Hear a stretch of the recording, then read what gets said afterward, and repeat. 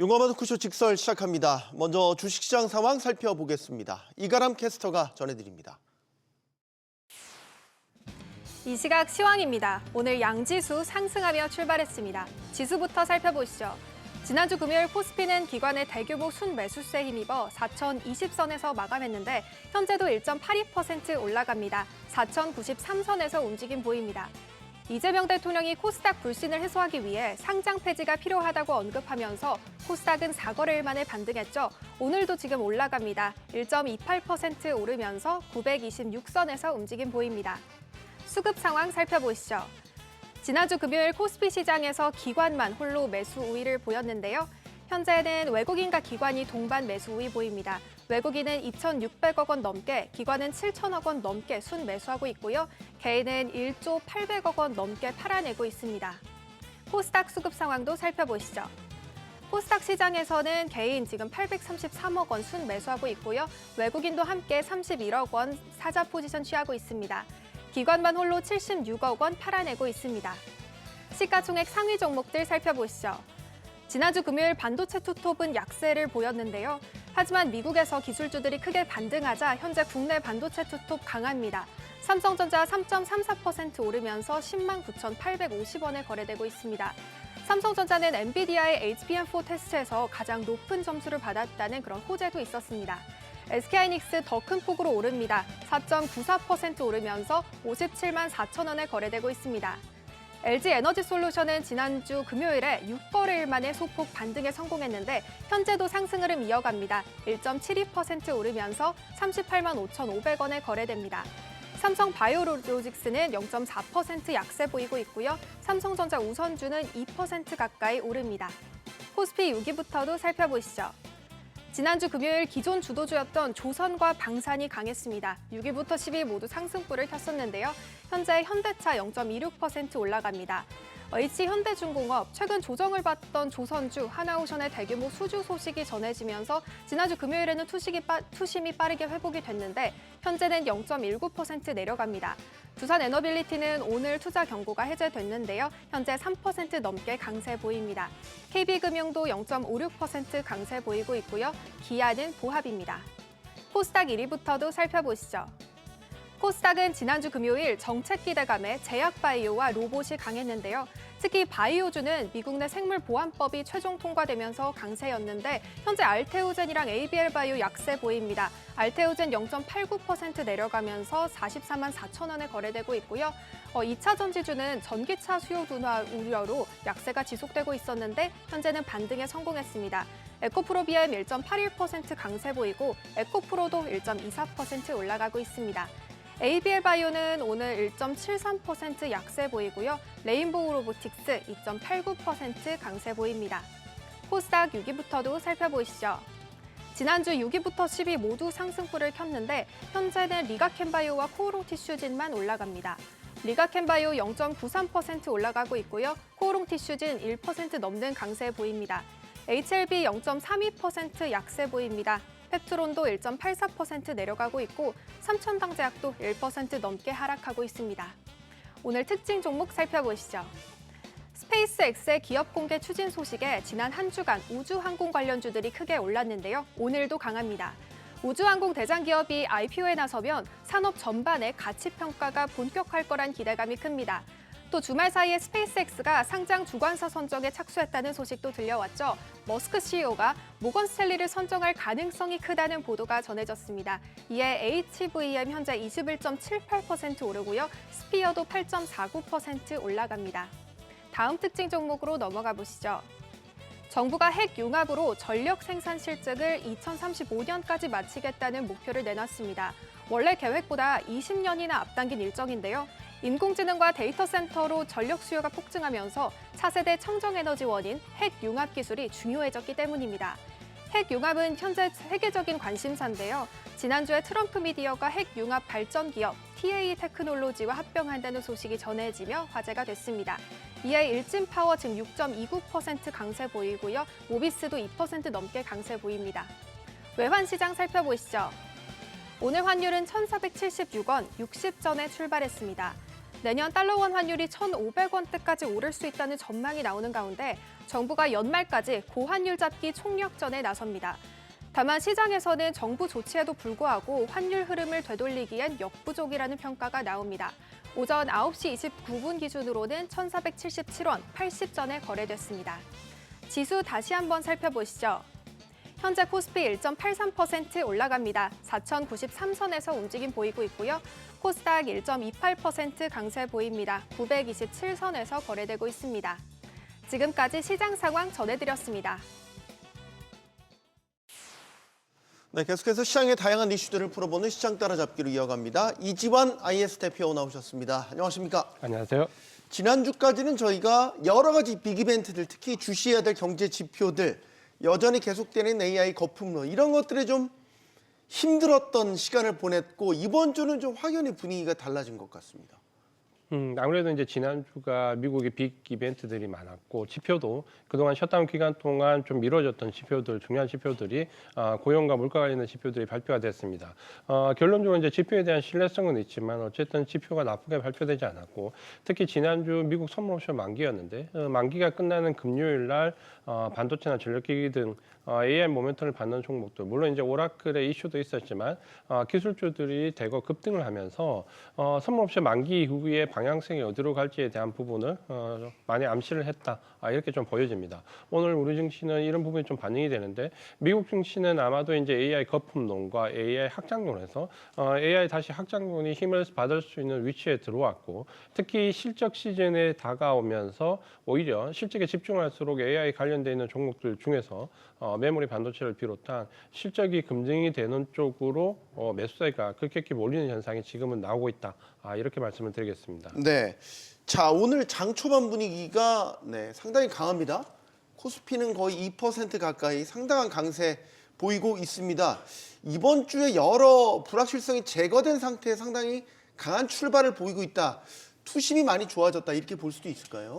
그렇게 좀 보이고요. 특히 이제 외국인들이 오늘 대거 매수세로 전환이 되는데 상승세도 좋지만 삼성전자나 SK 하이닉스를 비롯해서 반도체 관련돼 있는 종목들이 상승을 주도하는 모습도 인상적입니다. 어쨌든 우리 증시는 삼성전자, 하이닉스를 비롯한 반도체 종목들이 큰 근간이 되는데 지난주 미국 증시가 이런 그 훈풍을 준다라고 하면 외국인 수급세가 다시 반도체 중심으로 유입될 수 있는 여건이 좀 마련될 수 있고 그렇다면 연말 배당 시즌과 겹치면서 관련돼 있는 지수 관련된 대형주 쪽으로 급격히 쏠림 현상이 나올 수 있기 때문에 이런 부분을 본다면 연말 연초 장세는 반도체를 중심으로 한 IT 종목들이 증시를 주도할 가능성이 상당히 높아 보인다고 말씀을 드리겠습니다. 지난주 금요일에 일본은행이 기준금리 인상 0.75%, 30년 만에 가장 높은 수준으로 금리를 올렸습니다. 우리가 자연스럽게 엔캐리 트레이드 청산에 대한 우려를 하고 있는데 해당 금리는 이제 오늘부터 적용이 됩니다. 어떻게 보십니까? 엔캐리 트레이드 청산에 대한 우려는 현실적으로 많이 낮아졌다라는 쪽으로 무게가 실리는 것 같은데. 맞습니다. 이번에 이제 일본의 금리 인상은 이미 어느 정도 시장이 예측을 하고 있었고 금융시장에 많이 반영이 되어 있는 상태이기 때문에 이전에 우리가 기습적으로 인상했을 때 충격은 좀 덜하다라고 좀 보이고 이미 초단기 엔캐리 자금은 청산이 된 걸로 보이고요. 중장기 엔캐리 자금은 청산할 부분이 그렇게 크지 않기 때문에 아마도 금융시장에 주는 충격은 제한적이다라고 볼 수 있고 특히 금리 인상 이후에 오후에 우에다 비오제 총재의 발언이 좀 중요했는데 그렇게 부정적인 발언이 나오지 않았고 물론 이제 해석 자체가 좀 애매할 수 있는 부분이 상당히 많았지만 우리가 우려했던 시장에 충격을 줄 만한 부정적인 발언은 없었다라는 점에서 시장이 좀 더 안도하는 모습. 발표 이후에 지금 엔달러 환율을 보면 오히려 엔화의 그 강세가 좀 주춤하는 모습도 나오고 있기 때문에 전반적으로 보면 이번 BOJ의 금리 인상은 이런 정도에 마무리될 수 있다라는 부분. 다만 이제 그 향후 데이터 기반으로 간다는 부분이 어느 정도 금리 인상에 영향을 줄지는 지금 당장 판단할 수 있는 부분은 아니기 때문에 시장은 금융시장은 전반적으로 충격이 제한되는 가운데 어느 정도 이 부분을 극복해 나가는 모습이다. 이렇게 좀 보여집니다. 이번 주 이제 크리스마스 연휴가 있는 크리스마스 주간입니다. 산타랠리에 대한 기대감이 여전히 살아있다. 뭐 이런 분석들도 있더라고요. 미국 기술주들만 놓고 본다면 지난주 오라클, 브로드컴 충격에서 마지막 마이크론 테크놀로지의 예상을 웃돈 실적이 마지막에 좀 회복되면서 이제 좀 무거운 짐을 벗어 던졌나 이렇게 보여지는데 만약에 그게 맞다면 산타랠리 가능한 거 아니겠습니까? 가능하다라고 보여집니다. 다만 이제 미국 증시가 보면 조정을 받았던 기술주, 특히 반도체나 전력기기 같은 AI 모멘텀을 받는 쪽으로 쏠림 현상이 좀 강합니다. 그러니까 지난주 한 주 동안 기술주들이 조정을 받을 때 대안투자로 나섰던 뭐 제약바이오를 비롯한 경기 소비재, 필소비재 일부까지 놓고 우리가 본다면 지금은 AI 모멘텀을 받는 쪽과 자동차 혹은 에스티로드 같은 화장품 같은 경기 소비재 일부가 상승을 주도하고 있다. 그렇게 놓고 본다면 산타랠리는 가능은 하지만 전반적으로 매수세가 전체 섹터보다는 기술주와 경기 소비재 일부에 국한되는 흐름은 나올 수 있기 때문에 산타랠리에 대한 기대감은 내가 어느 섹터에 발을 담그고 있느냐에 따라서 달라질 수 있기 때문에 전체적으로 시장은 긍정적으로 보시되 매수세가 급격히 좀 압축되는 모습은 좀 유의 깊게 좀 살펴볼 필요가 있을 것 같습니다. 산타랠리라고는 하지만 누구에게는 산타 할아버지가 선물을 주실 수도 있지만 누구에게는 산타 할아버지가 빈손으로 나타날 수도 있다라는 이야기로 들립니다. 자, 일단 지난주 주목해야 될 여러 이제 관전 포인트들이 있는데 또 하나 이야기가 나왔던 건 코스닥 활성화 정책입니다. 금융위원회 업무 보고에서 이제 코스닥을 개인 위주의 시장이 아닌 기관 자금들이 들어오는 선진형 자본 시장으로 만들겠다라는 뭐 아주 그럴듯한 대계획을 내놨습니다. 일단 여기에 대한 기대감은 작용을 하는 것 같아요. 아무래도 이 부분이 작용을 하는 것 같고요. 사실 지난주 금요일 날 이 발표 내용이 나올 수 있다라는 보도가 이미 조금씩 나왔기 때문에 코스피보다는 코스닥 등락이 훨씬 더 좋았거든요. 다만 이제 수급적인 부분에서 기관이나 혹은 외국인 투자자들이 중장기적인 모멘텀으로 좀 끌고 갈 수 있는 여건을 마련하겠다라는 부분은 상당히 점수를 많이 받을 수 있는 부분이지만 과거에 나왔던 코스닥 관련돼 있는 정책들이 그렇게 오랫동안 지속되지를 못했습니다. 그러니까 이런 부분은 어쨌든 주식 시장이 펀더멘탈을 기반으로 움직이는데 뭔가 펀더멘탈에 대한 변화가 없이 수급적인 부분으로 가는 것은 중장기적으로 한계가 있다라는 부분에 항상 봉착을 했는데 이번에도 역시 이제 마찬가지인데 자금적인 부분에서 수급이 개선된다 하더라도 펀더멘탈이 지속적으로 이어지지 못한다면은 과거처럼 기관과 개인들만 주고받는 형태의 코스닥 시장이 될 수 있기 때문에 어떻게 펀더멘탈적인 부분을 개선시킬 건가라는 부분에 대한 부분도 같이 좀 요구가 되고 있는 상황입니다. 다만 이제 단기적으로 지금 현재 외국인들이 이런 정책에 비해서도 그렇게 물량을 그렇게 많이 움직이지 않거든요. 그렇게 본다면 지금은 오히려 개인과 기관 간의 물량 조절이 더 많기 때문에 기대치는 조금 낮추시고 관련되어 있는 종목 중에서 실적 기반으로 갈 수 있는 코스피와 연계되어 있는 소부장 쪽이나 관련되어 있는 부품 쪽으로 좀 국간에서 보시는 전략도 좀 유효할 것 같습니다. 네. 삼성전자와 SK하이닉스 살펴보죠. 오늘도 상당히 동반 강세, 특히 하이닉스가 강한 흐름 보이고 있습니다. 어느덧 12월 말로 가는 실적을 기다리게 하는 시기가 됐습니다. 지금 삼성이나 하이닉스처럼 반도체 수출 기업들에게는 환율 효과까지 더해지기 때문에 영업이익 폭이 상당히 늘어날 수 있다. 이 기대감도 커지고 있습니다. 어떻게 보십니까? 말씀하신 것처럼 지금 현재 D램 가격이 너무나 가파르게 상승하고 있기 때문에 이번 분기 실적에 대한 기대감이 상당히 높고 여기에 환율 효과까지 무시하지 못할 수준으로 올라와 있습니다. 삼성전자 같은 경우는 환율이 10원 정도 움직일 때마다 영업이익이 4천억 정도 차이가 난다는 말까지 나올 정도로 상당히 크게 민감하게 반응을 하고 있는데 특히 D램 가격이 이번 10월 달 넘어오면서 11월 달 굉장히 가파르게 오르고 있습니다. 우리가 DDR4 레거시 반도체가 1년 동안 5배 정도 올랐다라는 부분에 굉장히 감탄을 했는데 11월 달 넘어오면서 DDR5가 거의 한 달 새 스팟 가격이 2배 이상 올라버리는 거의 기염을 토하고 있습니다. 여기에 기존의 미국 빅테크 기업들이 D램 가격이 너무 폭등을 하니까 고정가를 좀 긴 기간으로 연장해서 계약을 하겠다라는 의사도 피력하고 있기 때문에 이렇게 된다면 SK 하이닉스나 삼성전자는 상당히 영업이익이 내년 초반부까지가 아니라 내년 후반부까지 이어질 수 있는 조로의 찬스를 맞이했기 때문에 과거 우리가 D램 반도체들이 이익이 일시적으로 상승했다가 급하게 가라앉기 때문에 PER 점수를 좀 높게 받지 못했죠. 그래서 PER 적용 기준을 주가에 반영하지 못했는데 만약에 이번에 고정가 거래가 형사된다라고 하면 제가 볼 때는 아마 삼성전자, SK하이닉스 PER 기준으로 주가 평가 리레이팅 자금이 나올 수 있고 그렇게 본다면 지금 SK하이닉스가 50만 원대 상당히 많이 올라 있지만 지금 D램 가격에 대한 리레이팅 점수를 준다라고 하면 PER이 7배가 되지 않는다라고 지금 알려지고 있습니다. 그러니까 그렇게 된다면 지금 현재 비싼 가격이라고 하더라도 추가 상승 여력이 상당히 있다라는 점에서 삼성전자, SK하이닉스 계속 관심을 가지시고 기대치를 좀 높여서 보실 필요는 있을 것 같습니다.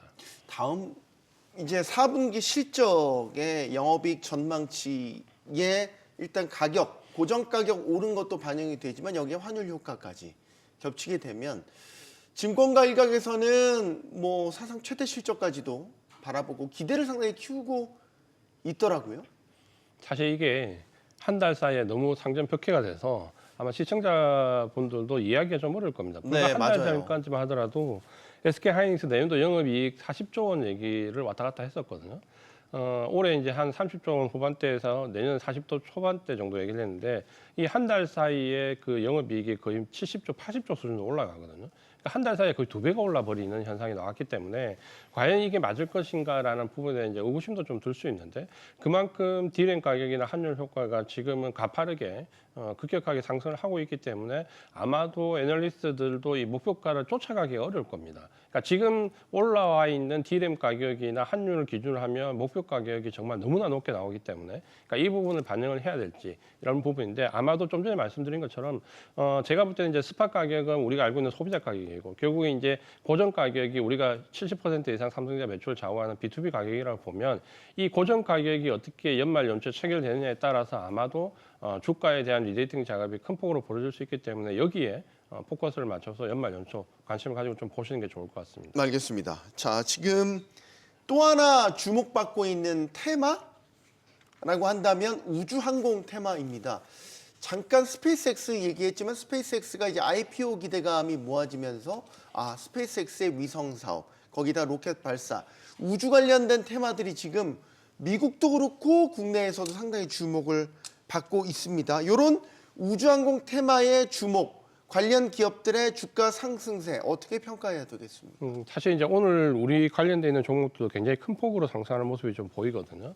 인텔리안 테크 이런 종목이 10% 넘는 모습을 보이는데 사실 이런 현상은 지난주 미국도 일부 나왔습니다. 그러니까 미국도 트럼프 대통령의 어느 정도 지지 발언과 머스크에 대한 기대감이 좀 커지면서 네. 스페이스 상장 그 기대감까지 더해지면서 사실 이 부분이 미국 주가에도 좀 흔들었고 사실 이쪽이 미국의 주가 흐름 좋지 않았거든요. 근데 지난주에 우주 관련돼 있는 종목들이 그 방산 기능과 함께 그 모멘텀이 겹치면서 보잉 같은 종목들도 바닥에서 턴아웃하는 모습을 좀 보여주고 있거든요. 그러면서 전반적으로 주가가 상승세로 좀 돌아서는 모습. 근데 우리 증시에서는 오히려 더 강하게 매출이 일어날 수 있는 위성 관련돼 있는 종목들이 급격히 상승하는 모습이 나오고 있습니다.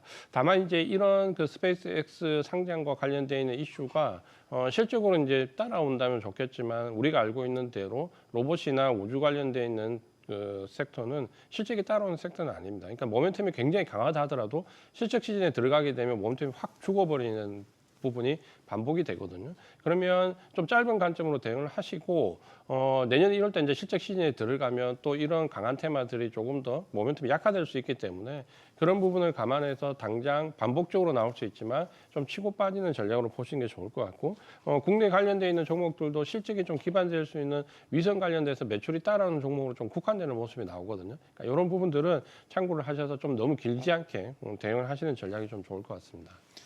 이게 우주항공 테마가 주목받으면 일부 방산주들도 같이 움직이는 경향도 나타나더라고요. 실제 사업군이 겹치기도 하죠. 맞습니다. 하지만 또 이제 방산주가 주목받는 거 연말에 수주 계약들이 좀 계속해서 잇따라 나오고 있다는 거. 이런 부분들 아니겠습니까? 맞습니다. 보통 말씀하신 대로 우주항공과 방산은 뗄 수 없는 관계로 좀 하고요. 그게 실제로 지난주에 보잉이 미국에서 그 턴어라운드 하면서 관련되어 있는 레포트들이 쏟아졌는데 둘 다 대부분 다 보면 우주와 방산을 동시에 모멘텀을 잡고 있는 모습으로 나옵니다. 그래서 우주 산업과 방산은 뗄 수 없는 관계로 가있기 때문에 아마도 이제 관련되는 종목들이 같이 영향을 좀 받는다라고 좀 보여지고 이런 부분들이 이제 역시 말씀드리지만 모멘텀이 지속될 수 있냐 여부는 조금 지켜보셔야 되고 특히 이제 방산 관련된 쪽은 러시아 우크라이나가 계속해서 휴전 관련된 부분에 얘기가 나오고 있기 때문에 이게 휴전이 협상까지는 굉장히 오랜 기간이 걸리겠지만 예를 들어서 주가는 휴전 협상 시작이라는 말만 나와도 크게 변동성이 확대될 수 있거든요. 그러니까 그런 부분을 좀 감안해서 리스크적인 부분도 좀 참고를 하셨으면 좋겠습니다. 네, 자 제약바이오주 살펴보죠. 제약바이오주도 금리가 떨어짐에 따라서 관심을 받는 섹터이긴 한데 최근에 미국에서는 중국 바이오 기업과 거래를 제한하는 법안이 통과되면서 한국에 대한 반사수혜, 반사이익이 또 기대되는 섹터가 되기도 했습니다. 제약바이오 연말 흐름 어떨 거라고 보십니까? 사실 이제 그 중국에 대한 제약바이오 산업을 좀 규제하는 바이오법에 관련된 기대치가 우리나라 종목들 특히 CDMO를 중심으로 해서 분명히 있고 또 한 가지는 결국 제약바이오 섹터가 자동차와 좀 다르게 상호관세 협상이 끝난 이후에 상품관세 어느 정도 마무리되고 바닥론으로 상승할 줄 알았던 부분에서 좀 더뎠던 부분이 결국은 약가 인하 부분입니다. 근데 지난 주말부터 미국이 대형 제약사들의 약가 인하가 하나씩 과시화되면서 오히려 주가는 약가 인하가 노출되면서 악재가 노출되었다, 해소되었다라는 관점으로 바닥론이 나오거든요. 그래서 지난주 금요일 반도체나 전력기기 등 IT 종목이 굉장히 강했지만 보통 이럴 때 제약바이오 종목들이 상당히 주가 흐름이 부진하게 마련인데 지난주 금요일은 특이하게 기술주들이 좋았는데 제약바이오도 대형주들, 일라일, 릴리나 에브비, 암진들이 전부 다 플러스가 났거든요. 그러니까 이 부분들을 본다면 그동안 짓눌려왔던 약가 인하가 오히려 지난 주말부터 노출이 되고 그 시장에 반영이 되면 바닥론으로 대형 제약사들은 상승할 수 있는 기회가 오히려 오지 않을 가능성이 올 가능성이 높다라고 좀 보여지고 반면에 이제 모멘텀으로 올라갔던 바이오 종목들은 오히려 주가가 한번 주춤할 수 있습니다. 그래서 바이오 종목들과 제약 종목들이 아마 주가가 좀 차별화될 수 있는 시기가 왔다라고 보여지고 대형 제약사들은 바닥론으로 좀 긍정적인 시각으로 바이오 종목들은 그동안 제약사를 대신해서 올라왔던 모멘텀이 좀 주춤할 수 있다는 관점으로 보시는 게 좋을 것 같습니다. 알겠습니다. 자 마지막 미국 증시 흐름 짚어보죠. 미국도 우리와 뭐 동조화되는 경향이 있지만 지난주까지 좀 지지부진한 흐름, AI 거품론에 여전히 발목 잡힌 형국, 이제는 좀 벗어날 수 있겠다 보십니까? 저는 이제 그럴 계기가 좀 왔다라고 보여지고 우리가 미국의 빅테크 기업들 종목으로 보면 전력기기는 지난 9월 달부터 조정을 좀 이어받았고 엔비디아 기준으로 보면 반도체 종목들도 두세 달 조정을 받았거든요.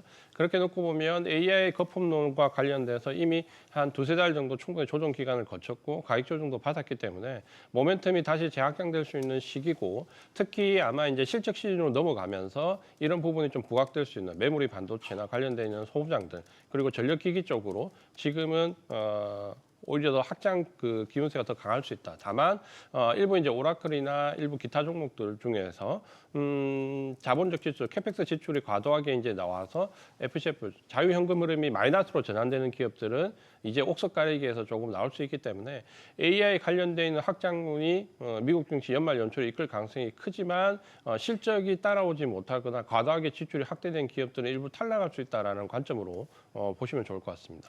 연말 쇼핑 시즌을 겨냥한 경기 방어주, 유통 이런 쪽으로는 관심을 가져보면 어떨까요? 생각보다 미국의 유통이나 필수소비재 흐름이 좋지가 않습니다. 그러니까 이게 아마 어느 정도 환율이나 여러 가지 우리도 마찬가지지만 부분도 좀 있는데 소비가 양극화된다라는 부분이 있는데 반면에 경기 소비재의 정점에 있는 예를 들면 자동차 같은 부분은 지금 관세 바닥론과 함께 상당히 좋은 흐름이 나오거든요. 그러니까 이런 부분들에 관심을 좀 가지시는 건 좋을 것 같고 소비도 양극화 K자 형태, 양극화 형태가 온다라고 하는데 에스티로토처럼 고가형 화장품은 지금 주가 흐름이 굉장히 좋습니다. 그러니까 오히려 우리가 소비가 양극화될수록 비싼 상품들이 잘 팔린다라는 관점에서 에스티로드 같은 고가형 경기 소비재도 한번 관심을 가지고 보시는 전략이 좋을 것 같습니다. 알겠습니다. 시장 따라잡기 여기서 마무리하겠습니다. 이지환 IS 대표와 함께했습니다. 고맙습니다. 고맙습니다.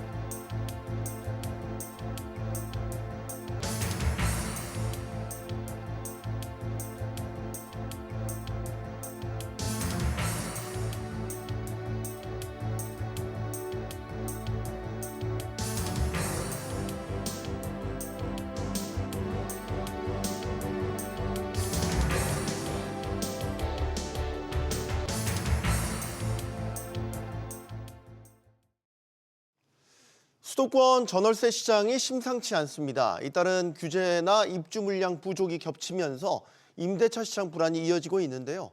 이런 가운데 새해에도 수도권이 오를 것이란 전망 나오고 있습니다.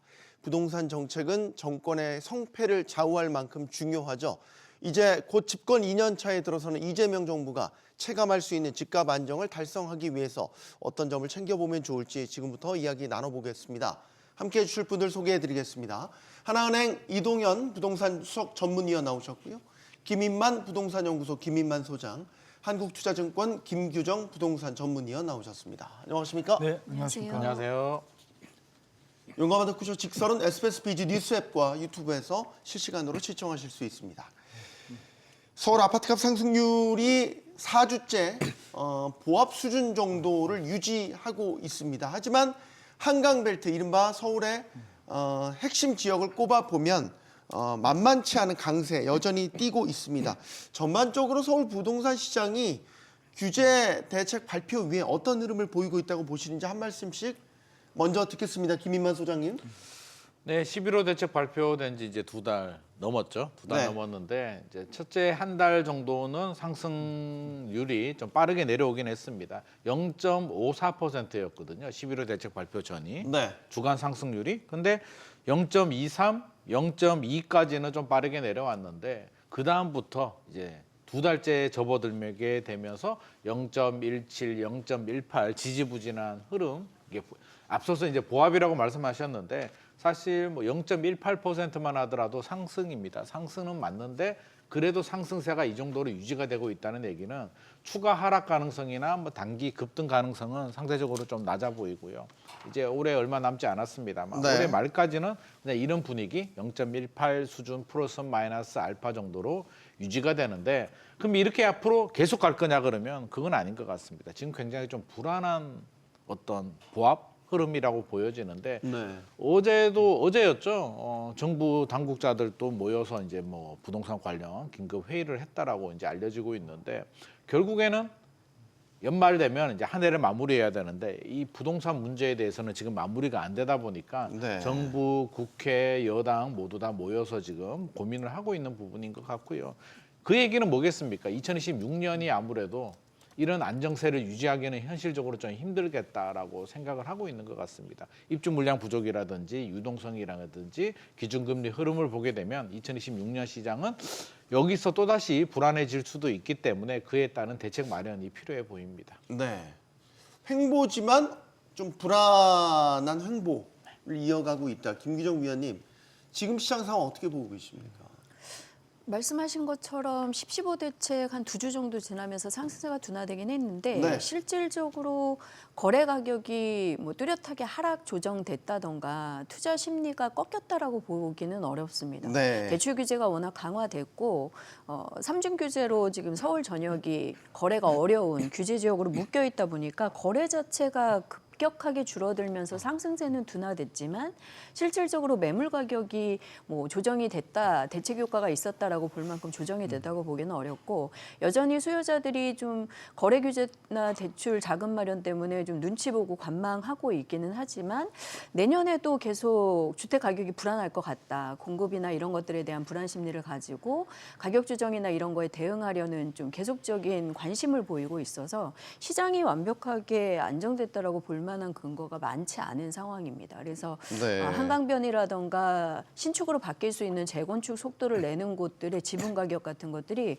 꾸준히 거래가 많지 않은데도 신고가 사례도 근근히 나오고 있어서 여전히 좀 시장이 불안하다고 봐야 될 것 같습니다. 네.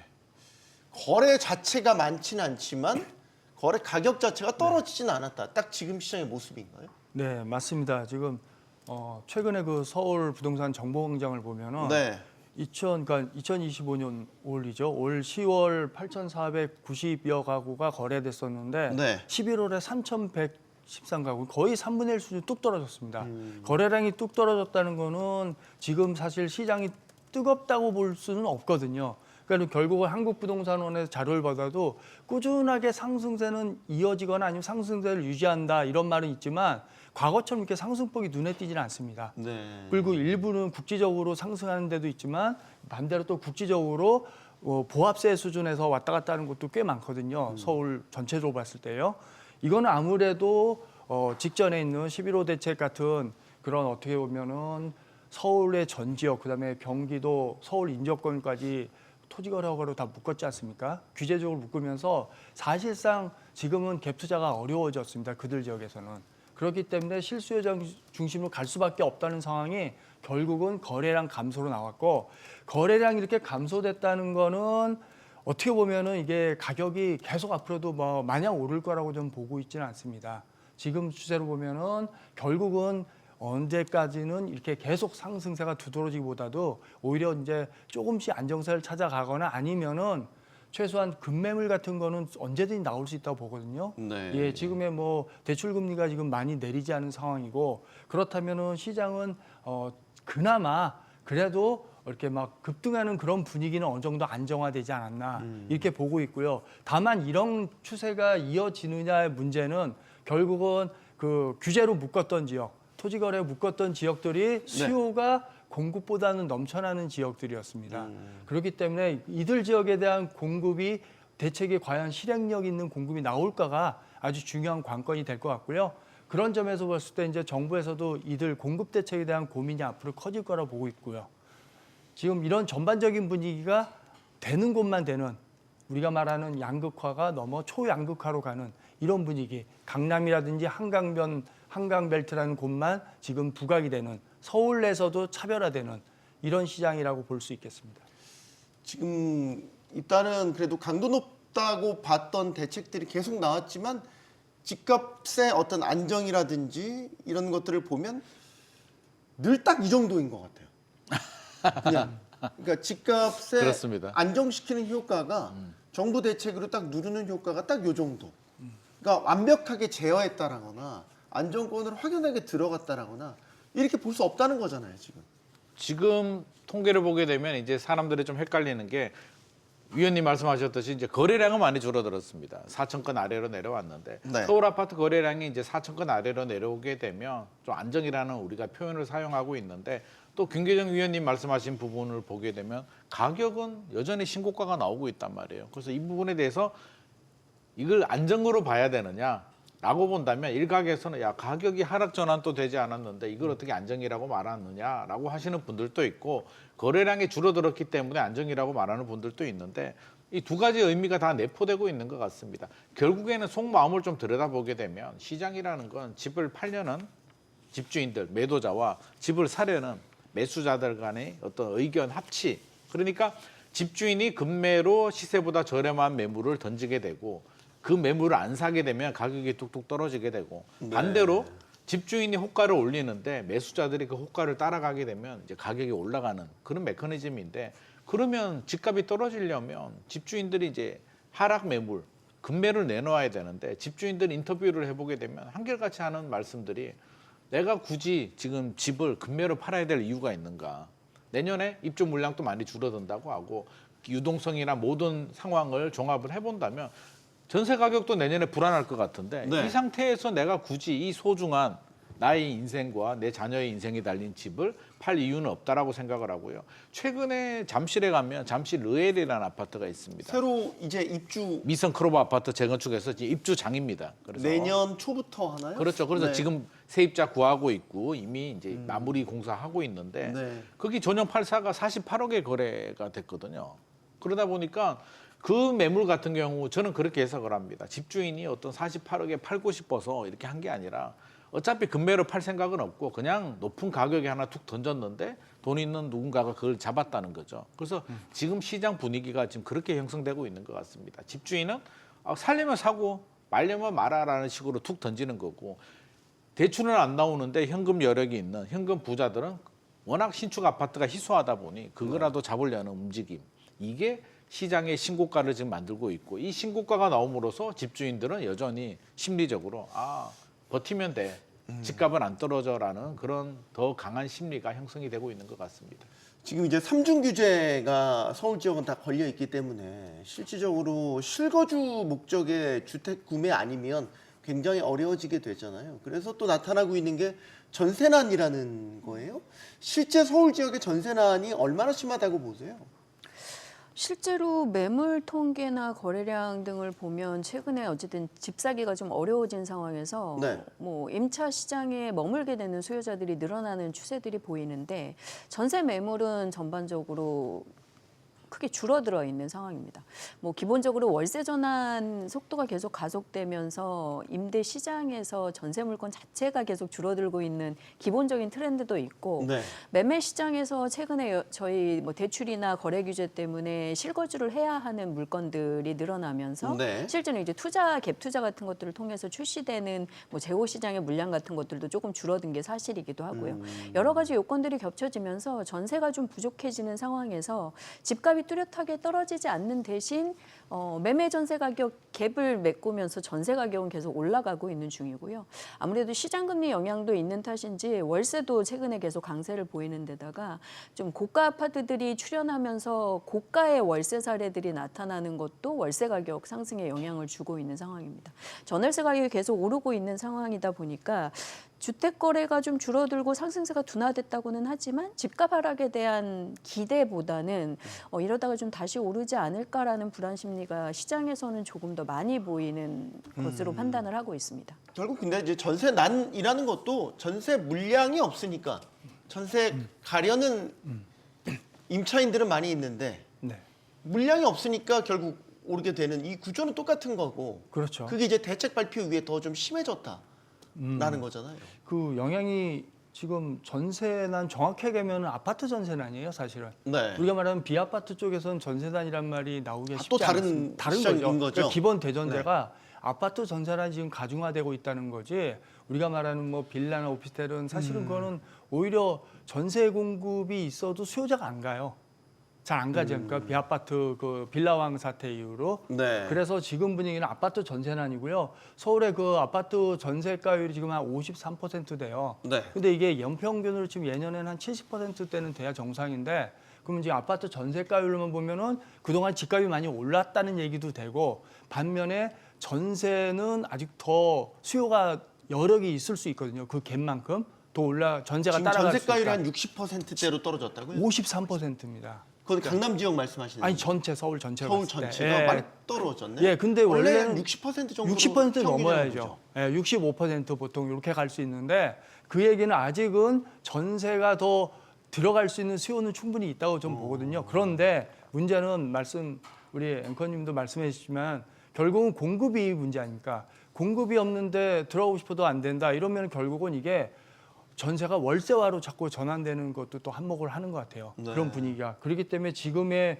전세난 뭐 월세가 지금 사상 최고 상승률이 나타났다. 뭐 언론에 보면 3.29%가 올해 올랐다. 뭐 이런 말이 나오지 않습니까? 네. 그러니까 전반적으로 지금 월세가 가중화되면서 전세난의 그 여파로. 근데 전세난의 원인은 결국은 공급 부족이거든요. 근본은.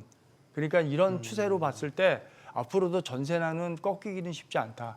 그러면 지금이라도 정부에서 할 수 있는 거는 공공입주 같은 공공 전세 물량을 빠르게 늘려야 돼요. 어차피 그 민간 부분에서 빠르게 늘리기는 어렵기 때문에 네. 그런 부분이 어느 정도 해소가 돼야지 그런 전세나 아파트 전세난이 조금이라도 좀 완화되지 않을까 이런 생각이 듭니다. 결국 지금의 전세난이 심화되는 거는 월세 가격 상승으로 이어지는 그렇죠. 고리가 된다. 지금 그 설명을 해주시는 예, 그것도 것 연관이 같아요. 충분히 있습니다. 그렇게 가고 있죠. 네, 시대 흐름이 현실은. 그렇게 가고 있는데 저는 물론 뭐 공급 물량이 부족한 거는 분명한 사실입니다. 공급 물량이 부족하면 일단 올해 2025년 서울 아파트 입주 물량이 부동산 R124 통계를 보게 되면 한 4만 3천 호 정도 아파트가 나왔는데 내년에는 2만 8천 호 정도로 줄어들고요. 임대 물량을 빼버리고 순수한 민간 아파트 물량만 보게 되면 한 1만 7천 호 정도로 더 많이 줄어드는데 이게 2028년까지 지속적으로 줄어듭니다. 입주 물량이 줄어들게 되면 매매 시장에도 영향을 주지만 전세 시장에도 영향을 주는데 여기서 우리가 또 하나 생각을 해야 되는 게 단순히 입주 물량이 줄어드는 것 플러스 알파로 정책의 부작용이 있습니다. 집값 잡으려고 대출 규제를 전방위적으로 하고 있는데 네. 6.27 대책 때 소유권 이전 조건부 전세 대출 막았거든요. 이게 뭐냐면 신규 아파트 입주할 때 집주인이 이제 잔금을 마련하는 방법이 자기 돈으로 내거나 자기가 대출을 받거나 세입자 전세금을 받아서 하는 방법이 있는데 세입자 전세금을 받으려고 하면 이 세입자는 전세 대출이 안 나옵니다. 그러면 신규 아파트 입주 물량이 그나마 나오더라도 세입자가 전세 대출이 안 나오다 보니까 현금이 있는 세입자가 아니면 사실상 세입자 맞추기가 힘들죠. 그러니까 신축 아파트가 어떻게 보면 약간 세입자 입장에서는 약간 박앤세일 같은 느낌. 간만에 시세보다 저렴하게 한꺼번에 물량이 나오니까 저렴한 전세를 구할 수 있는 방법인데 대출이 막히다 보니까 이게 그림의 떡이 돼버리는 게 저는 상당히 심각한 문제라고 생각을 하거든요. 최근에 뭐 잠실 쪽에도 또 청담동에도 입주 물량들이 그나마 나옴에도 불구하고 전세 시장이 불안한 이유는 이 물량 자체를 집주인은 실거주 의무가 부과가 되고 세입자는 전세 대출을 받을 수가 없기 때문에 제대로 된 입주 물량의 효과를 얻을 수가 없다는 게 저는 최대의 문제라고 생각을 하고 있고요. 금단 신도시 가더라도 이런 문제들은 확연히 드러납니다. 오히려 기존 기축 물량의 전세 가격은 올라가고 신축은 내려가는 이유가 대출이 막히다 보니까 세입자들이 기존 주택에 살고 있다가 신축 아파트로 이사를 가야 되는데 대출이 안 나오니 기존 아파트 전세 가격을 올려주면서 계속 갱신을 하다 보니까 오히려 기축 물량들의 그 기존 매물들도 안 나오고 신축 아파트들도 입주 물량도 부족하고 입주 물량이 나오더라도 회전이 안 되다 보니까 이게 전세의 난을 더 가중화시키고 결국에는 또 월세를 더 올리는데 월세는 사실 저는 시대 흐름이라고 생각도 들면서도 속도가 너무 빠르다라는 게 가장 네. 문제입니다. 2020년만 하더라도 전월세 거래량 중에 월세 비중이 한 40% 초반대였는데 네. 지금은 월세 비중이 60%가 넘었거든요. 62%에서 조사 결과에 따라서 65%까지도 나오는데 이런 속도로 간다면 월세가 더 그냥 하나의 트렌드로 자리를 잡을 가능성이 높을 것 같고요. 월세 가게 되면 우리 서민들 또 월세 내고 종잣돈 모으기 힘들기 때문에 내 집 마련의 꿈은 훨씬 더 멀어지지 않나 상당히 심각한 문제라고 생각하고 있습니다. 그 월세 상승률이 꽤 많이 지금 11월까지 집계한 걸로는 역대 최고 관련 통계 집계한 걸로 3% 돌파했다고 그러더라고요. 이거는 지금 아까 말씀하셨던 뭐 전세 월세화 이런 것들이 굉장히 가속화되면서 나타나는 결과다 이렇게 보여지는데요. 그렇죠. 지금 기본적으로도 월세 전환 속도가 굉장히 빨라지고 있는 게 사실이거든요. 여기에 더해서 전세 물건으로 활용될 수 있는 재고 시장의 물량 회전이라던가 신규 입주 시장에서의 신축 아파트 전세 공급이라던가 이런 것들이 예년에 비해서는 크게 줄어들어 있는 상황이다 보니까 네. 월세를 중심으로 월세 지수 상승폭이 최근에 굉장히 가파르게 나타났고 있고요. 23년 이후로 굉장히 가팔라진 상황이고 전세 물건 자체에서 계속 공급이 좀 확대될 만한 여력이 지금 거의 보이지 않기 때문에 네. 시장에서 이런 구조적인 월세 가격 불안 요소, 임대 시장의 불안 요소 이런 것들이 계속될 가능성이 많습니다. 근데 결국 임대 시장의 가격 지수가 계속 불안정하다 그러면 네. 지금 좀 거래 둔화와 함께 안정되어 보이는 서울 아파트 가격의 변동률, 수도권 아파트 가격의 변동률도 다시 좀 들썩이지 않을까라는 우려가 이제 연결되어 있는 거죠. 서로 힘들게 하네요. 집 거래 전월세 지금은 서로 계속 발목 잡는 것 같아요. 지금 이게 도돌이 표식으로 계속 발목 잡는 서로 발목 잡고 삼중고죠. 우리 서민들 입장에서 본다면 집값이 올라갑니다. 그러면 전세라도 가야 되는데 전세 가격도 올라갑니다. 월세를 가려니까 월세 가격도 올라갑니다. 이럴 바에 집 살려고 집을 사야 하니까 되는데? 또 집값은 너무 비싸고 대출도 안 나옵니다. 이러지도 저러지도 못하는 상황이 지금 저희가 너무 현재의 나쁘게 상황인 것 보는 건 같습니다. 아니죠. 그냥 현실입니다, 정확하게 현실. 냉정하게 지금 시장 진단하고 있는 거죠. 너무 이게 저희가 암담한 얘기만 근데 이게 그래서- 전월세 문제는 이게 우리 집값 문제는 이제 서울 집값이 많이 올라갔는데 전세 문제 같은 경우는 앞으로 2026년이 되면 전국적으로 문제가 될 수도 있습니다. 입주 물량은 전국적으로 지금 감소되는 추세입니다. 이 서민들의 주거비 부담이 너무 커진다. 그렇죠. 라는 측면에서 지금 이걸 심각하게 봐야 되는 거죠. 네, 두 가지인데 하나는 주거비가 상승된다는 건 이제 월세가 되면 당연히 주거비가 더 부담이 될 거고요. 또 하나는 뭐냐면은 우리 전세라는 시장이 우리나라만 있는 제도 아닙니까? 네. 이 전세라는 시장이 어떻게 보면은 이게 주거 사다리라고 하는데 어떻게 내 집 마련하기는 전 단계로서 딱 적정하거든요. 근데 그게 없어져 버리니까 이제 사람들이 그러면은 집을 내 집 마련을 통한 그런 어떤 재테크의 꿈이 이제 사실상 이제 점점 사라지게 된다는 그런 점이 있죠. 그러니까 월세로만 전환되면은 사람들이 이제 뭐 월세에 대한 부담도 부담대로 있고 그다음에 월세를 통해서 모르겠습니다만 뭐 실제 소비가 많이 늘지는 모르겠으나 사실상 월세 부담을 해서 그도 그렇게 늘 것 같지 않은데 반대로 어떻게 목돈 마련할 수 있는 방법이 그만큼 줄어든다는 거. 그거에 대한 대책이 어떻게 보면 지금 심각할 수도 있습니다. 그래서 서민의 뭐 주거 안정 못지않게 주거 사다리 역할을 할 수 있는 그런 안정적인 전세 물량이 나와야 어떻게 보면 지금 경제도 그렇고 사회 전반적으로 좀 안정화하는 데 기여하지 않을까 이런 생각이 듭니다. 최근에 이제 일련의 그 부동산 대책들은 명확하죠. 집값의 이상 급등 이걸 일단 시키고 진정시킨다는 명확한 목적을 갖고 있죠. 근데 거기에 따른 부작용들을 우리가 짚어봤지만 전월세, 전세나 이런 것들로 나타났죠. 그런 부작용들을 감수하고서라도 아주 초강력 대책들이 나왔단 말이죠. 그러면 소위 말해서 매수 심리는 좀 그러면 주택 매수 심리는 잦아들었냐, 진정이 됐냐 이 질문을 드리면 어떻게 얘기하시겠어요? 일단 주요 매수 심리를 볼 수 있는 뭐 전망 지수라던가 네. 거래 심리 지수라던가 이런 것들을 보시면 뭐 약간의 등락은 있습니다만 뚜렷하게 진정됐다고 보여지지는 않습니다. 안 꺾였어요? 아직까지는. 그리고 실제로 올해 나왔던 3번의 대책 중에 뭐 6월에 이제 대출 규제로 주담대 한도를 6억으로 막으면서는 시장의 영향이 그래도 한 2달 정도는 갔다라고 보여지는데 네. 97 대책부터는 실질적으로 시장의 이런 대책 이후에 뭐 부담감이라던가 투자 전략에 대한 변화라던가 심리 전환 같은 것들이 뚜렷하게 보이지 않고 실제로 가격적으로나 거래의 영향도 그렇게 뚜렷하게 대책 효과가 나타났다고 보여지진 않아서 전체적으로 투자 심리를 완화시키는데 그렇게 안정적인 효과를 냈다고 좀 보기는 어려운 상황입니다. 그래서 시장에서도 현재 추가적으로 이제 나올 만한 게 세금 규제 정도만 남은 것 같다라고 네. 다 예측들을 하시면서 보유세를 그러면 뭐 내년에 언제쯤 올리게 될 것이냐, 올릴 수는 있을 것이냐, 뭐 이런 것들을 뭐 예측하고 계신 상황이거든요. 근데 시장에서도 그 보유세에 대한 인상 부담이 그렇게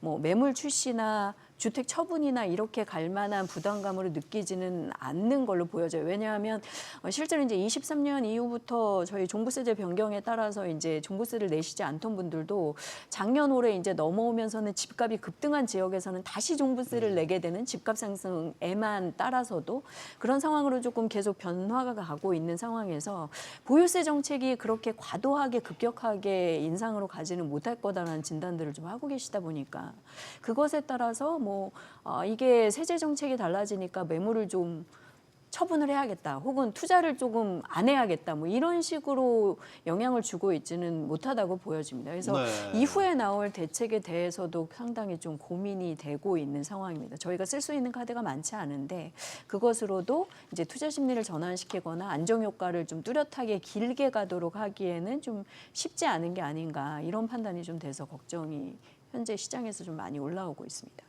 이동현 의원님, 네. 이게 정책 실패 그러면 같은데 네. 실패로 단정짓기는 좀 네네. 그렇지만 지금까지의 결과만 놓고 보면 네.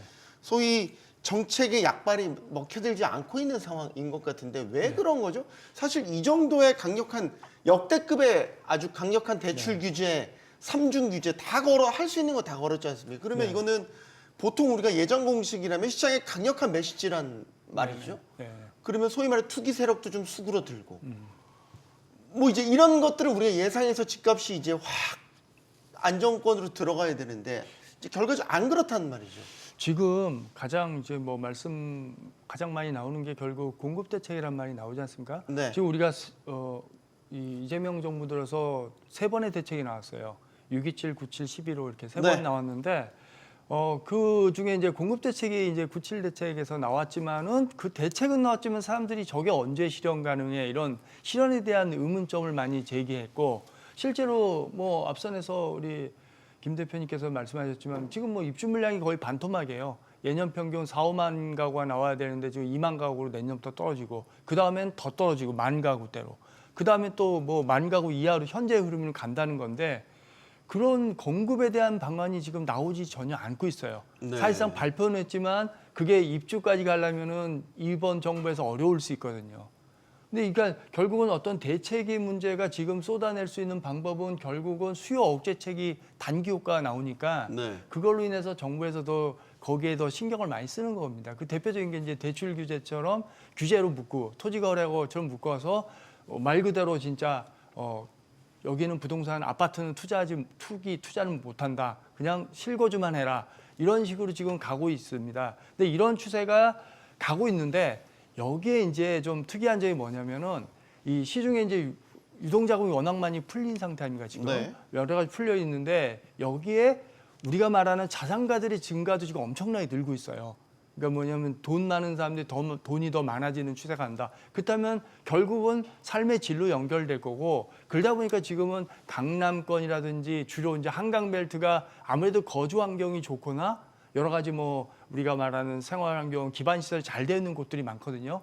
그들 지역에 특히 그들 지역의 신축 아파트는 지금 가격이 문제가 아니라 물건만 나오면 무조건 비싸더라도 들어간다. 이런 분위기가 형성이 돼 있어요. 네. 그런데 사실상 또 보면 서울 전체가 25개 지역구인데 사실상 우리가 말하는 뭐 노도관, 금강구 이런 외곽 지역 보면은 아파트값이 그렇게 많이 오른 지역이 없어요. 생각보다.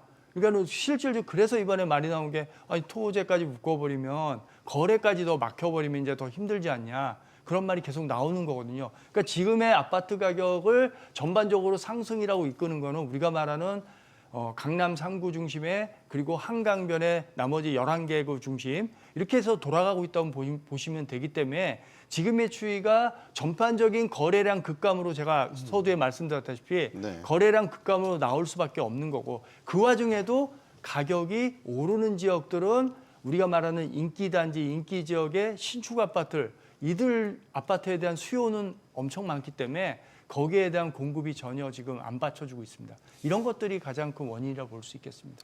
어떻게 보면 지금이 동트기 전 가장 어두운 때가 아닐까요?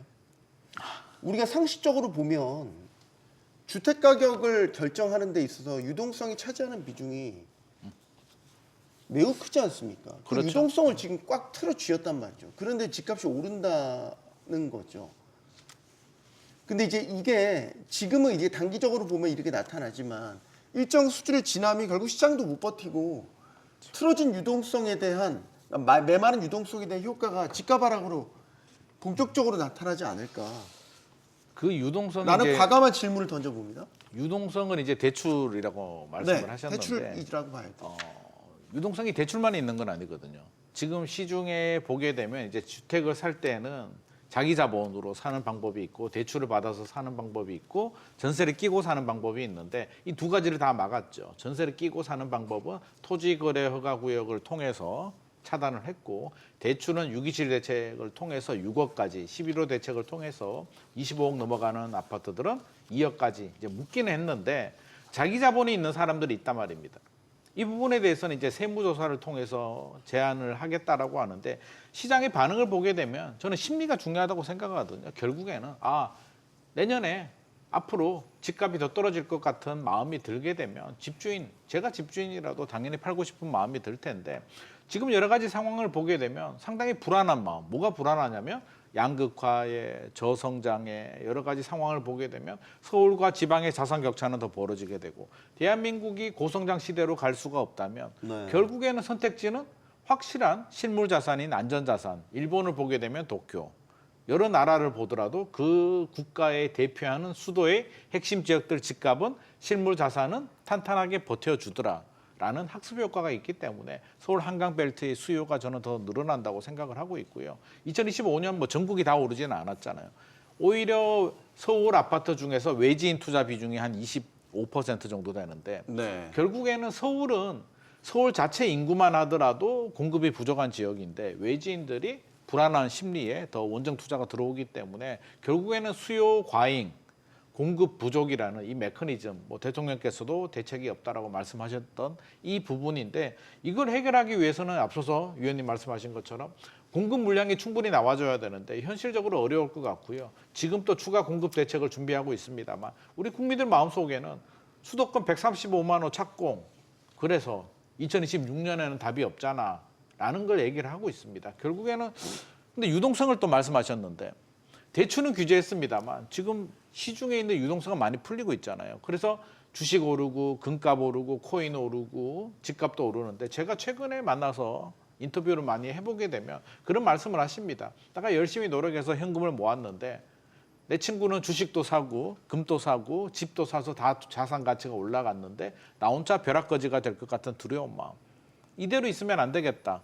근데 지금까지 주식을 투자 안 하신 분이 열심히 20년 동안 모은 현금을 주식에 넣자니 불안하고 금을 사자니 금값 너무 오른 것 같고 어차피 살 집은 있어야 되니까 집 하나 사자는 거거든요. 그러니까 거래량은 줄어듭니다. 대출 규제를 하게 되면 거래량은 자연스럽게 10명이 거래할 걸 6명은 집에 가고 3명, 4명이 남았는데 이 3명, 4명 중에 불안한 현금을 가지신 분들이 집을 사니까 신고가는 나오게 되는 겁니다. 그럼 집주인 입장이라면 신고가가 나오는데 거래가 안 되는 건 무슨 상관인가? 나는 기다리겠다.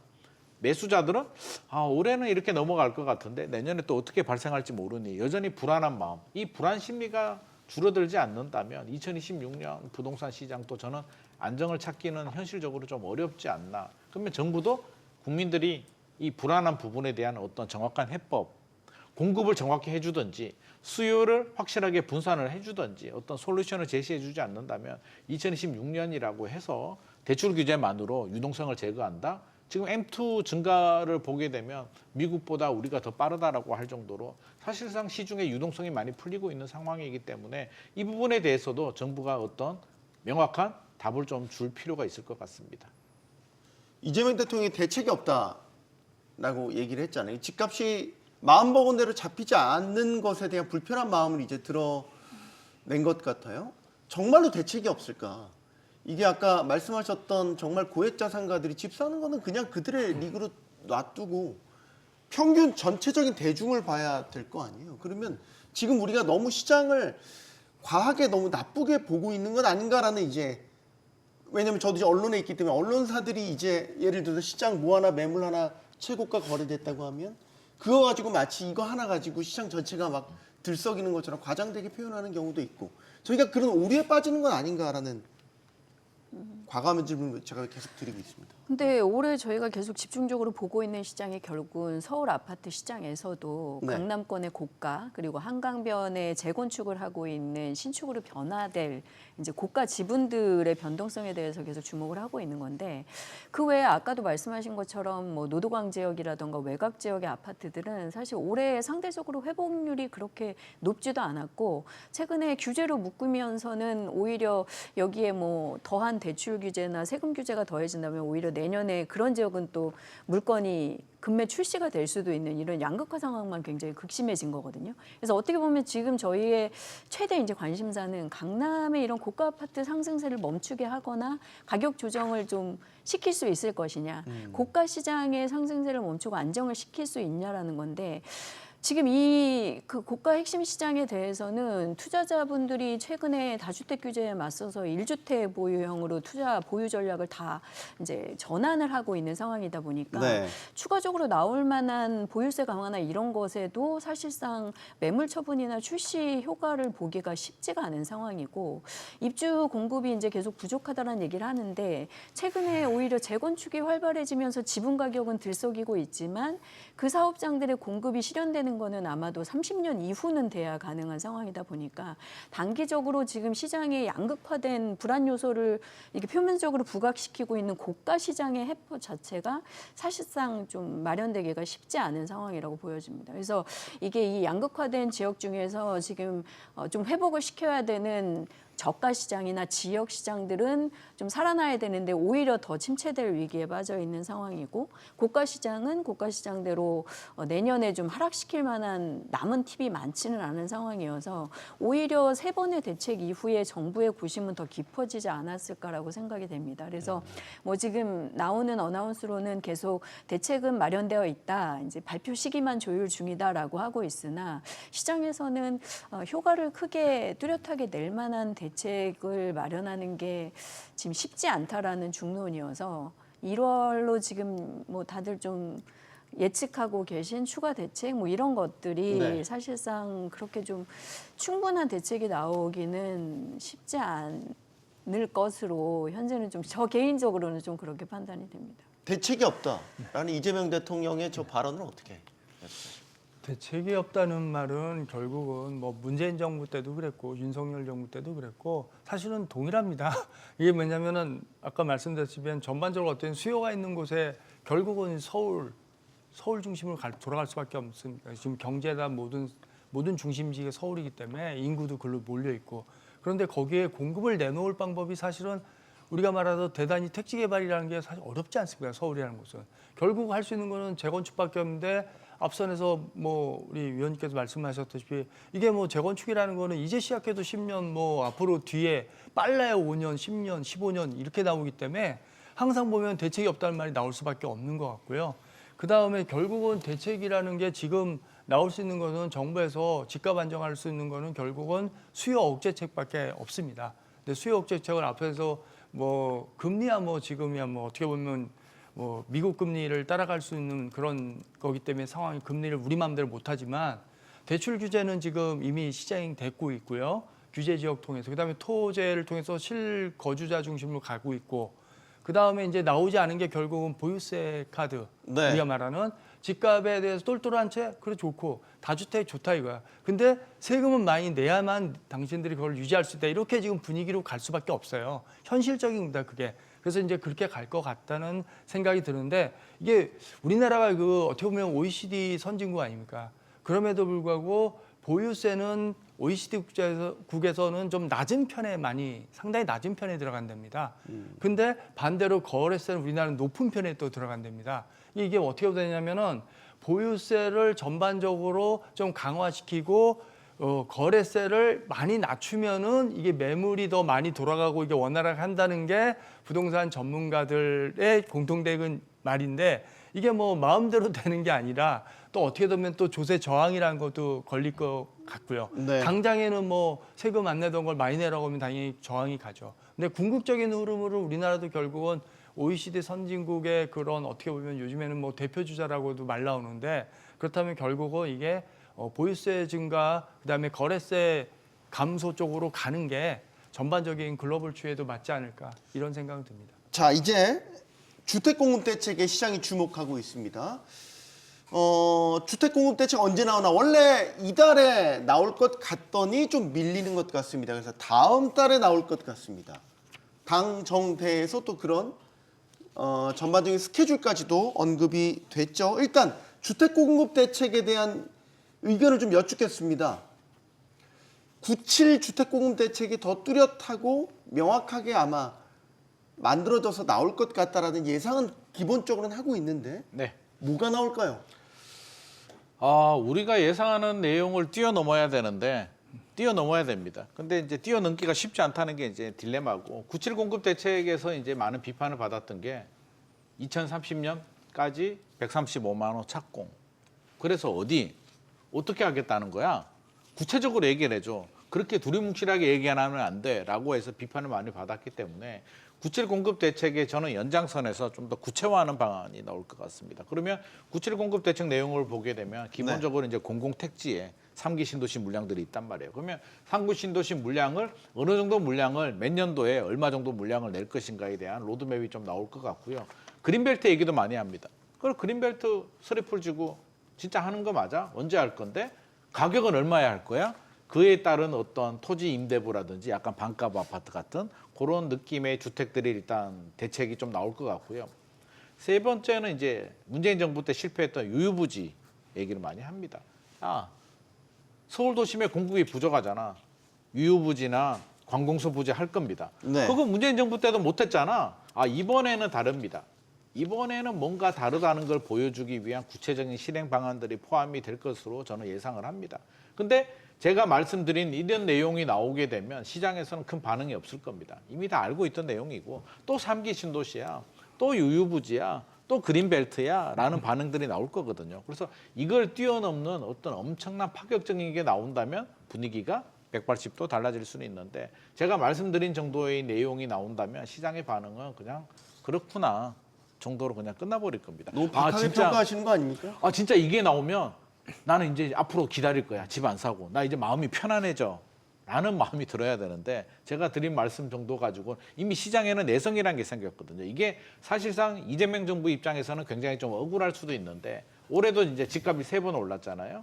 2, 3월 올랐던 토지거래가구역 푼 거는 서울시에 이제 실책이 있었고 6월에 집값이 오른 건 불확실성이 제거가 되면서 올랐고 따지고 보면 이제 9월, 10월 올라갔는 게 이제 정책의 실패라고 할 수 있는데 구조적인 문제를 보게 되면 문재인 정부까지 거슬러 올라갑니다. 문재인 정부 시절에 28번의 대책이 발표되고 집값을 못 잡은 그 부작용이 저는 지금 또 이어지고 있기 때문에 기존과 동일한 패턴으로 뭐 수요 억제, 대출 규제를 하고 기존과 비슷한 3기 신도시와 유유부지로 공급 대책으로 또 리바이벌을 하겠다라고 한다면 시장의 수요자들은 그렇게까지 뭐 공감을 하면서 내 집 마련을 하겠다라는 구매 욕구가 있는 분들이 마음이 편안해지면서 일상으로 돌아가기는 이 정도 가지고는 안 될 것 같습니다. 좀 더 파격적인 대책이 마련이 되어야 될 것 같습니다.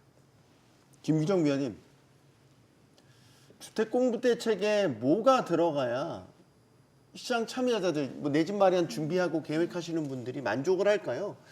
이게 파격적인 걸 부분을 말씀하셨는데 글쎄요, 또 말만 파격이고 껍데기만 파격이고 알맹이가 없어서 실망한 적이 많이 있어서 저는 개인적으로는 파격보다는 내실 있는 편안한 주택 공급 대책이 더 낫지 않을까 생각이 드는데. 근데 일단 내실과 한 발 한 발 할 수 있는 현실적인 걸 찾는다면 97 대책에서 발표됐던 공급을 지금 현재 추진하고 있고 네. 속도 조절을 통해서 그래도 조금이라도 빨리 시장에 완성된 주택을 공급할 수 있는 대책들을 추진하는 게 현실적인 방안이 될 거고요. 그렇다 보면 지금 3기 신도시 본청약이 이제 본격적으로 되면서 네. 공공분양 쪽에 뭐 신혼부부나 생애 최초분들 청약 관심이 있는데 네. 내년에도 그 물량들이 한 3만 호 정도 나오거든요. 3기 신도시 공급을 이제 더 늘어지지 않도록, 더 네. 지연되지 않도록 빨리 하는 부분들, 그리고 1기 신도시 선도지구 재건축처럼 지금 대상이 확정돼 있는 곳들에 빠른 사업 진행을 할 수 있도록 초기 사업 계획이나 이런 것들을 지자체하고 힘을 합쳐서 빨리 만드는 그런 것들이 필요할 거고요. 지금 한강변의 재건축이 한 5년 만에 굉장히 활성화되어 있는데 물론 재건축이 활성화되면서 가격 불안 요소도 있지만 5년 후 정도부터 주요 서울 지역에 새 아파트를 공급할 수 있는 유일한 방법이라고 볼 수 있기 때문에 그 사업들이 빨리 실현될 수 있도록 필요한 조치들을 하는 것들 이런 것들이 아마 97 대책의 후속이 되지 않을까 싶습니다. 저희가 뭐 새로운 공급 계획 양이나 택지지구 발표를 지금 내놓는 걸로는 단기적으로 시장 안정을 가져올 수 있는 효과는 사실상 그렇게 뚜렷하지 않기 때문에 그런 부분이 될 것 같고 아파트를 원하시는 수요자들에 비해서 공급이 더딘 상황이다 보니까 네. 공동주택 생활 환경을 유지할 수 있으면서 조금 더 빨리 지을 수 있는 오피스텔 공급 같은 것들을 좀 촉진하는 이런 제도들이 나오지 않을까 좀 예측이 되고 있습니다. 아직은 모르겠습니다. 뭐가 나올지 아직은 모르긴 하겠는데 주택 공급 대책이 나와서 충분히 시장에 안정감을 줘야 한다라는 당위성은 분명히 네, 있죠. 충분하죠. 지금 그렇게 되기를 많은 사람들이 바라고 있고요. 예, 결국은 그 공급을 어떻게 되면은 빠르게 대량으로 공급할 수 있는지가 관건입니다. 지금은. 그러면 과연 기존에 있는 우리가 뭐 민간 우리가 대표적인 재건축 같은 걸 활성화해서 얼마나 그걸 인센티브 용적률을 주고 많은 공급을 하고 그를 통해서 물론 사회적인 또 뭐 그런 뭐 투기라든지 이런 또 그런 문제가 나올 수는 있겠지만 그래도 지금은 공급에 좀 더 민간과 연계되는 그런 것 좀 신경 써야 될 것 같고 또 과거에도 그랬지만은 결국은 대량 공급할 수 있는 거는 이 관에서 정부에서 좀 추진을 해서 예를 들어서 뭐 지금 일부 논의되고 있습니다. 물론 일부 뭐 그린벨트를 일부 해제해서 네. 대량의 그런 공공주택 같은 건설 저는 그것도 지금은 어느 정도 필요할 때다 다시 또 왜냐면은 뭐 물론 이게 뭐 자연 경관을 훼손하고 우리의 뭐 삶에 뭐 큰 문제를 일으키지 않는 범위 내에서 방치되고 있는 그런 지역들은 충분히 지금이라도 해서 정부 주도하에 대단히 공급할 수 있는 현실적인 방법 중에 하나입니다. 그래서 그런 거에도 좀 관심을 가져서 과거에 우리가 뭐 강남 일대 뭐 세곡이라든지 이런 지역이 많이 대단지로 들어오면 한때 그 당시면 집값 안정화가 상당히 됐었거든요. 네. 네, 그런 것들도 또 반면교사를 삼을 필요 있고요. 여러 가지 면에서 볼 때 저는 이제 정부의 의지, 그다음에 민간에서 공급할 수 있는 그런 여력을 좀 더 해주되 물론 거기에서 뭐 과하게 무슨 뭐 투자 수익이 나오고 이런다면 그거는 뭐 예를 들어서 공공임대를 좀 더 늘릴 수 있는 방안을 마련한다든지 그를 통해서 재원을 통해서 이런 방법들을 해서라도 어떠한 방법을 그게 뭐 저기 문제되는 그런 사회적인 어떤 불법이라든지 이런 것만 아니라고 한다면 네. 저는 지금에는 좀 더 적극적으로 정부 쪽에서 좀 나서야 되지 않을까 이제는 그렇게 생각합니다. 이 부분 마지막으로 질문 드리고 싶네요. 지금 주택 공급의 파트너 하면은 뭐 중앙부처 국토부도 있지만 서울시만 놓고 보는 지자체 서울시와의 파트너십이 분명히 필요합니다. 근데 이제 국토부와 서울시가 최근에 몇 가지 이슈로 계속해서 갈등을 빚는 모습을 보였습니다. 용산 정비창 개발 문제, 뭐 토지 거래 허가구역 해제 여부 등을 놓고서 부딪히고 있단 말이죠. 네. 불안해요. 이렇게 부딪히면 서로 또 덤벼들어 싸우자고 할까봐 일단은 뭐 몇천 가구 공급해야 되냐 이거부터 만약 협의가 안 됐다고 한다면 또 용산이 정비창 기지 개발 또 이게 또 화물차사로 이게 미뤄지는 거 아니야? 이제 이런 걱정도 되고. 이게 참 어려운 숙제입니다. 이게 네. 사실 뭐 정치적인 문제도 있잖아요. 서울시장 내년도 지방선거가 있기 때문에 여당과 야당이 이제 서로 부딪히는 부분도 있고 정비창 부지에 대해서 이제 서로 의견이 부딪히는 게 국토교통부는 12,000호 정도의 서울 요지에 용산 중심부에 12,000세대 정도를 공급하자라는 입장이고 서울시는 6,000호 정도, 당초 계획은 3,000호였는데 6,000호 정도로 늘리자고 하는데 이 부분에 대해서 서울시가 쉽게 양보하기는 어려울 것 같습니다. 그 용산의 중심에 아파트 신도시만 이렇게 만들어 버리게 되면 또 도시 전체적으로 본다면 또 밸런스가 맞지 않는 부분이 있는데 저는 이거는 하나의 그냥 상징적인 문제라고 생각이 들고요. 6천 가구라도 저는 좀 빨리 좀 공급을 할 수 있는 방안을 좀 찾아주면 좋겠고 근본적으로는 사실 우리 다 알고 있잖아요. 서울 집중화 현상, 서울 수요 과잉 현상이 지금 가장 문제고 서울에 땅도 없는데 더 짓겠다고 한들 6천 가구 더 짓는다고 해서 과연 서울의 주거 문제가 해결이 될까? 우리 부동산 문제가 해결이 될까 그러면 저는 쉽지 않을 것 같습니다. 그렇다면 대통령께서도 언급을 하셨어요. 알고 있는 부분인데 결국에는 수요 분산, 양질의 일자리, 대기업 일자리들이 지방의 주요 도시들, 광역시에 내려가서 한마디로 전국적으로 그 거점 도시들에서 충분히 취직을 하고 대학교 졸업해서 잘 먹고 잘 살 수 있도록 굳이 서울에 대학교나 일자리를 위해서 올라오지 않아도 잘 살 수 있도록 만들어주는 게 저는 근본적인 해결책이라고 생각을 하고 있기 때문에 네. 그런 부분에 대한 로드맵도 같이 좀 나와줘야 되지 않나 생각을 하고 있습니다. 그 김규정 위원님, 토지거래허가 구역은 어떻게 매듭을 풀어야 된다고 보십니까? 지금 서울시의 경우에는 이제 해제에 대한 일부 지역을 해제해야 된다는 입장인 거고 국토부는 아직 아니다. 시기상조다라고 맞부딪히고 있거든요. 근데 사실 토지거래 허가구역 서울 전역으로 국토부가 확대했을 때 소위 말해서 집값이 그렇게 오르지 않은 지역에 대한 주민들의 반발도 있었고 통계를 또 이전 거를 썼다는 또 여러 가지 논란, 불필요한 논란도 있었습니다. 이게 결국엔 지금 수면 아래지만 언젠간 또 뜨거운 감자가 될 것 같은데요. 지금도 그런 상황인데 사실 대책 이후의 가격 변동률이라든가 그 이전까지의 저점 대비 회복률이라든가 이런 것들 워낙 서울의 외곽 지역에서 고가 한강변 벨트하고 격차를 보이고 있었기 때문에 네. 사실상 좀 합리적인 검토를 거쳐서 해제하는 게 필요하다라는 개인적인 입장이긴 합니다. 근데 다만 시장에서 지금 뭐 외곽 지역 일부를 서울에서 또 토어제를 해제하면 갭 투자를 포함한 거래가 가능해지는 환경이 바뀌면서 네. 아마도 풍선 효과가 크게 나타날 가능성이 굉장히 높다라고 보여집니다. 예전에 잠실 뭐 삼성동 일대 해제했었을 때 갑자기 거래량 폭발했던 네, 그때처럼. 그때처럼 혹은 이번에 서울하고 수도권 주요 지역 토호제 묶은 다음에 묶이지 않은 뭐 구리라던가 일부 이제 지역들이 또 굉장히 한 달 이상 강세를 보였던 이런 것들이 반복될 가능성이 있다 보니까 단기적으로 합의를 이끌어내기는 사실상 좀 쉽지 않아 보입니다. 그래서 시장의 판단으로는 아무래도 뭐 내년에 지방선거 같은 좀 특이점이 될 만한 시기에 맞춰서 논의가 활발해지면서 결정 사항이 나오지 않을까 예측들을 하고 있는데 네. 현재로서는 풀릴 수 있을지 좀 단언하기는 쉽지 않은 상황입니다. 올해 서울 아파트 월세 상승률 처음으로 3%대를 돌파하며 역대 최고 기록을 썼습니다. 월별 상승률을 보면요. 정부가 부동산 대책을 내놓은 하반기부터 눈에 띄게 높아집니다. 다음 달 발표하는 주택 공급 대책에서 뾰족한 수가 안 보인다면 마른 장작 타듯이 전월세 가격이 더 올라가지 않을까 걱정이 됩니다. 토론 마치겠습니다. 여기는 모든 경제가 모이는 SBS 비즈입니다. 시청해주신 여러분 고맙습니다.